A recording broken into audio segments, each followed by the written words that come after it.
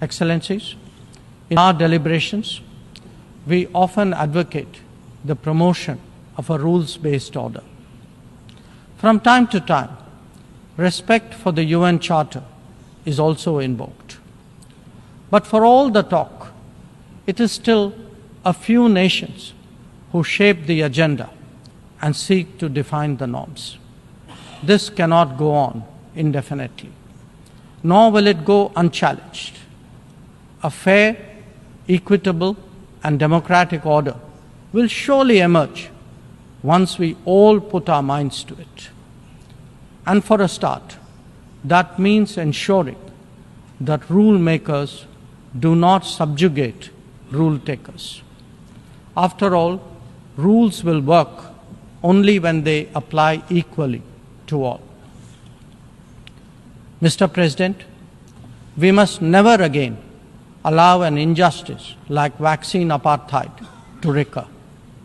Climate action, too, cannot continue to witness an evasion of historical responsibilities.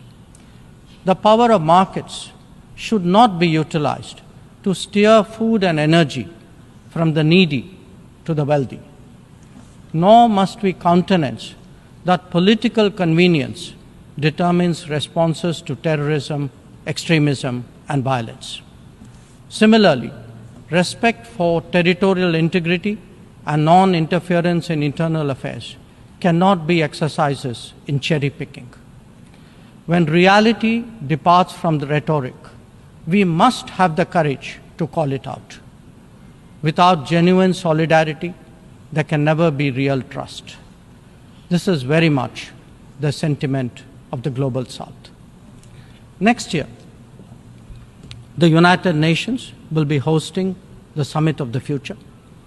This should serve as a serious opportunity to drive change, champion fairness, and reform multilateralism, including the expansion of the Security Council memberships. We must address global challenges imbued with the conviction that we are one Earth and one family with one future.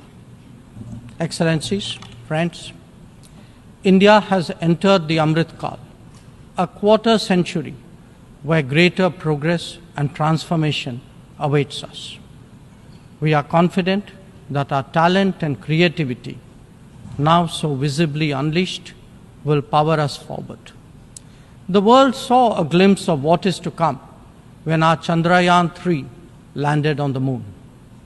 Today, our message to the world is in digitally enabled governance and delivery, in the widening ambit of amenities and services, in rapidly growing infrastructure, and in our energetic startup culture. It is visible too in vibrant cultural expressions, such as in the arts, yoga, wellness, and lifestyle.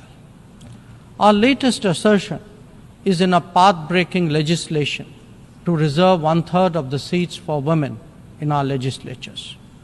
Mr. President, I speak for a society where ancient traditions of democracy have struck deep modern roots. As a result, our thinking, approaches, and actions are now more grounded and authentic.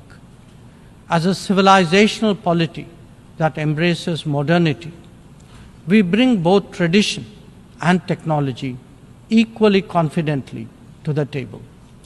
It is this fusion that today defines India, that is Bharat. I thank you, Mr. President.